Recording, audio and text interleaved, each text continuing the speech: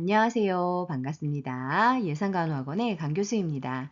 이번 시간에는 간호조무사 자격시험에 대비하여 국시를 분석해서 요점 정리를 해드리도록 하겠습니다. 이번 시간에는 기초해부생리 1탄입니다. 준비되셨나요? 잘 들어요. 출발!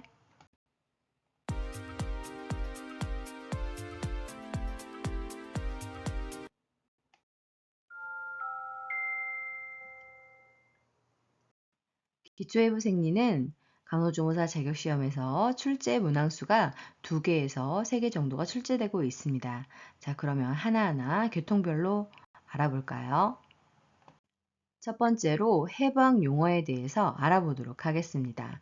먼저 해부학적 자세는 옆에 그림에서 보시는 바와 같이 양쪽 발을 모으고 똑바로 서서 눈은 수평 위치에서 정면을 바라보고 팔은 몸통 양옆으로 자연스럽게 늘어뜨린 상태에서 손바닥을 펴 앞을 향하도록 한 자세입니다. 이번에는 인체의 면에 대해서 알아보도록 하겠습니다. 첫 번째로 정준 단면은 인체를 좌우로 나누는 면입니다. 그리고 두 번째로 가로 단면은 인체를 수평 방향으로 지나면서 위와 아래 두 부분으로 나누는 면입니다. 세 번째로 관상 단면은 인체를 앞뒤로 나누는 면이고, 네 번째로 시상 단면은 정중 단면의 평행한 면을 말합니다. 다음은 관절 운동을 나타내는 용어에 대해서 알아보도록 하겠습니다. 이 부분은 17년 하, 19년 상, 22년 하, 23년 상반기 국가시험에 출제가 되었습니다. 중요하니 잘 알아두세요. 첫 번째로 굴곡은 관절을 굽히거나 펴는 운동으로 관절을 이루는 두 뼈 사이의 각도가 줄어드는 것입니다. 그래서 활막성 관절 각도가 작아지는 것입니다. 두 번째로 신전은 다시 펴는 운동으로 활막성 관절 각도가 커지는 것입니다. 세 번째로 과신전은 신전이 해박적 자세의 한계를 약간 넘어서는 경우로 어깨 관절과 대퇴 관절에서 일어나는 것입니다. 네 번째로 내전은 정중 단면에 가까이 오는 운동이고, 다섯 번째로 외전은 반대로 정중 단면에서 멀어지는 운동에 해당이 되겠습니다. 여섯 번째로 회선은 굴곡, 신전, 내전, 외전의 연속된 운동을 말하는 것으로 그 예로 팔이나 손가락으로 원을 그리는 운동입니다. 일곱 번째로 회전은 장축을 축으로 하여 빙글빙글 도는 운동입니다. 여덟 번째로 회내는 손등이 앞쪽을 향하게 하는 운동으로 평행으로 나란히 있는 요골이 척골 앞으로 와서 X선 모양으로 겹쳐지는 상태가 되는 것입니다. 손목에서 팔꿈치 사이에는 요골과 척골이 지나게 되는데, 이 요골과 척골이 X선 모양이 되는 것이 바로 회내입니다. 아홉 번째로 회외는 손바닥이 앞쪽을 향하게 하는 운동으로 회내에서 원상태로 되돌아가 두 뼈가 나란히 11자가 되는 운동을 말합니다. 일곱 번째로 네 번입니다. 네 번은 발바닥 전체가 내측을 향하여 움직이는 운동을 말하고, 여덟 번째로 외번은 발바닥 전체가 외측을 향하여 움직이는 것을 의미합니다. 다음으로는 인체의 구성에 대해서 알아보도록 하겠습니다. 첫 번째로 세포인데요. 세포의 형태는 대부분 원형이지만 그 기능이나 위치에 따라 모양이 다를 수 있습니다. 크기는 매우 다양하고 보통 적혈구나 림프구는 6에서 8 마이크로미터 정도입니다. 자, 그럼 세포의 구조를 살펴볼까요? 세포는 세포막, 핵, 세포질로 구성이 되어 있는데, 세포막은 세포의 외곽 경계로 세포를 출입하는 물질의 통과를 조절하는 탄력성이 있는 얇은 막을 의미합니다. 핵은 세포의 중심부에 위치를 하게 되면서 공 또는 타원 모양을 갖고 있고, 성숙한 적혈구를 제외한 모든 세포는 핵을 가지고 있는 것이 특징입니다. 그리고 세포질은 세포막과 핵 사이에 있는 모든 부분을 말하는 것입니다. 다음으로는 세포의 이동 기전에 대해서 알아보도록 하겠습니다. 이 부분은 국가고시에 출제가 된 적이 있는 부분인데요. 중요하니 잘 알아두세요. 첫 번째로 확산입니다. 확산이라고 하는 것은 용질이 많은 곳에서 적은 곳으로, 즉 농도가 높은 곳에서 낮은 곳으로 농도 차이에 의해서 분자가 이동하는 현상입니다. 그 대표적인 현상이 나타나는 곳은 폐의 폐포로 산소의 농도가 높고 주변의 폐 모세혈관에는 산소의 농도가 낮아지게 됩니다. 그래서 산소가 폐포에서 폐 모세혈관 쪽으로 이동을 하게 되는데 그 이동 기전이 확산 작용에 의해서 이동하는 것입니다. 두 번째는 삼투입니다. 삼투는 농도가 다른 두 액체를 반투막으로 막아 놓았을 때 농도가 낮은 쪽에서 농도가 높은 쪽으로 용매가 옮겨가는 현상입니다. 우리 몸에서는 신장에서 소변으로 물이 소실되는 것을 방지하기 위해 많은 양의 물이 재흡수되는 과정에서 삼투 현상이 나타나게 됩니다. 세 번째로 능동수송입니다. 능동수송은 덜 농축된 곳에서 더 농축된 곳으로 분자가 이동하는 것입니다. 이때에는 에너지를 필요로 하게 되는데요. 우리 몸에서는 소장에서 세포가 음식에서 포도당을 흡수할 때 이러한 과정을 거치게 됩니다. 네 번째는 여과입니다. 여과는 수압의 차이에 의해서 물과 용의 물질이 이동하는 현상인데요. 우리 몸에서는 조직을 형성하는 원리에 이 여과작용이 나타나게 되는 것입니다. 다섯 번째는 촉진 확산입니다. 분자가 더 많이 농축된 영역에서 덜 농축된 영역으로 이동을 할 때 세포막에 위치하고 있는 운반체를 이동함으로써 빠르게 이동을 할 수 있습니다. 여섯 번째로 포식작용, 식균작용입니다. 세포가 고형상의 물질을 세포막으로 싸서 잡아먹는 현상인데요. 대표적 역할은 백혈구가 세균을 포식하는 작용으로 감싸서 파괴하게 되는 것입니다. 이 부분이 국가고시에 출제가 되었으니 잘 알아두세요. 일곱 번째로 포음작용입니다. 다른 말로 세포 흡수작용이라고 하는데 움직이지 않는 고정된 세포가 다른 물질을 삼키는 것으로 우리 몸에서는 신장에서 단백질을 재흡수하여 소변에서 단백질이 소실되지 않는 현상이 바로 세포 흡수 작용에 의해서 일어나게 되는 것입니다.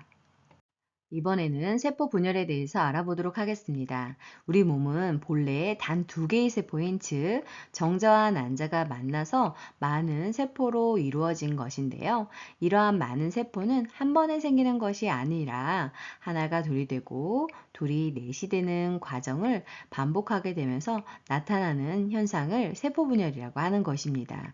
그래서 즉 우리 몸이 성장을 한다는 것은 세포 분열이 되는 것으로 성인이 되어서도 머리카락, 손발톱, 피부 등 항상 탈락과 보충하는 끊임없는 세포 분열이 일어나는 것입니다. 그러면 세포 분열의 과정은 어떻게 될까요? 간기, 정기, 중기, 후기, 말기의 순서로 나타나게 됩니다. 자, 그럼 세포의 기능과 수명에 대해서 알아볼까요? 근육 세포는 이완 및 수축 과정을 통해서 근력을 발생하고 동작을 일으키게 됩니다. 신경세포는 정기적 흥분을 만들고 흥분을 통해 자극을 전달하게 됩니다. 신경세포는 한 번 생성이 되고 그 이후에는 분열이 일어나지 않기 때문에 손상이 되지 않아야 합니다. 상피세포는 내부 조직을 보호하고 인체 표면이나 내강을 덮는 조직을 말하며 결합조직 세포는 인체 구조를 연결하고 고정시키고 지지하는 역할을 하게 됩니다. 자, 그러면 체액은 무엇일까요? 체액은 몸을 이루는 액체입니다. 체중의 60에서 70%가 물로 구성이 되어 있고 여러 가지 유기 물질과 전해질이 녹아 있습니다. 다음은 조직에 대해서 알아보도록 하겠습니다. 조직은 세포들이 만나서 조직이 되는 것으로 그 종류와 기능에 대해서 알아보도록 하겠습니다. 상피 조직은 체표면이나 내장의 내강을 덮고 있는 얇은 세포층으로 세포의 형태에 따라서 단층 편평상피, 단층 입방상피, 단층 원주상피, 거짓 중충, 선모, 원주상피, 중충, 평평상피, 이행상피로 나누어지게 됩니다. 밑에 있는 사진 참고해 주세요. 다음은 결합조직입니다. 결합조직은 우리 몸의 여러 기관에 빈 공간을 채우거나 형태가 다른 두 구조물 사이를 연결하는 기능을 담당하게 되는데요. 그 종류를 보면 소성 결합조직이 있습니다. 이것은 짜임새가 엉성한 조직으로 지방조직, 그물조직, 중간엽 조직 등이 해당됩니다. 그리고 두 번째로는 치밀 결합조직이 있는데 이것은 짜임새가 치밀한 것이 특징입니다. 종류는 인대, 근막, 골막 등에 해당됩니다. 세 번째로 특수 결합 조직은 연골, 뼈, 혈액 등과 같이 특수한 기능을 가지고 있는 것이 해당되겠습니다. 다음은 근육 조직에 대해서 알아보도록 하겠습니다. 이 부분은 중요하니 잘 알아두세요. 첫 번째로 골격근입니다. 골격근은 횡문근이 특징인데요. 바로 가로 무늬가 있어서 횡문근이라고 하는 것입니다. 또한 수위근인데요. 이것은 내 의지대로 움직일 수 있는 근육이어서 수위근입니다. 그리고 골격근은 주로 뼈에 붙어 있어서 이름이 붙여진 것으로 골격을 움직이고 열을 생산하는 기능을 담당하게 됩니다. 두 번째로 평활근입니다. 민무늬 근육이라고도 하는데 주로 이 평활근은 내장기관에 있어서 내장근이라고 불려지게 됩니다. 그리고 불수의근인데요. 그 이유는 내 의지대로 움직일 수 없는 근육이기 때문입니다. 줄무늬가 없고 동맥의 벽에서 혈압을 유지하거나 홍채의 동공 크기를 조절하는 기능 등을 담당하게 됩니다. 세 번째로 심근입니다. 심근은 횡문근이라고 하는데 희미한 줄무늬가 있어서 횡문근이라고 하며 불수의근입니다. 내 의지대로 움직일 수 없는 근육이기 때문입니다. 심근은 심방이나 심실벽을 형성하고 있으면서 혈액을 펌프질하는 기능을 담당하게 됩니다.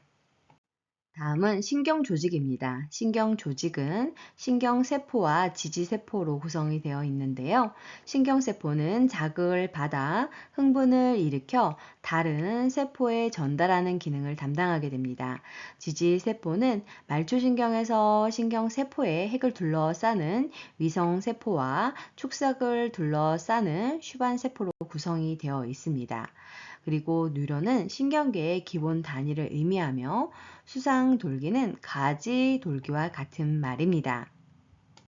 이러한 조직들이 모이게 되면 기관을 이루게 됩니다. 그래서 우리 몸의 여러 기관들은 네 가지 기본 조직들이 관층, 다발, 조각 등의 모양으로 배열되어 구성이 되는 것입니다.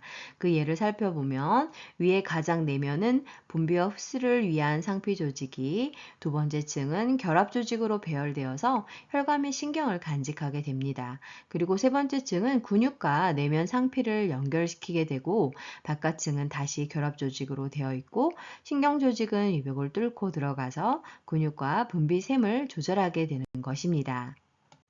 자, 그럼 개통이라고 하는 것은 무엇일까요? 우리가 소화라는 것을 하는 것은 위라는 기관이 단독으로 수행을 할 수 없습니다. 그래서 위나 입, 소장, 대장 등의 여러 기관들이 하나의 기능인 소화를 수행하기 위해서 공동으로 참여하게 되는 것입니다. 여러 기관들이 모여서 연속된 구조물을 통해서 더 큰 하나의 특수 기능을 담당할 때 이들 일련의 구조물들을 총칭해서 개통이라고 하는 것입니다. 수고 많으셨습니다. 좋아요와 구독 꾹 알람 설정 눌러주시면 새로운 강의 동영상을 만나보실 수 있습니다. 감사합니다.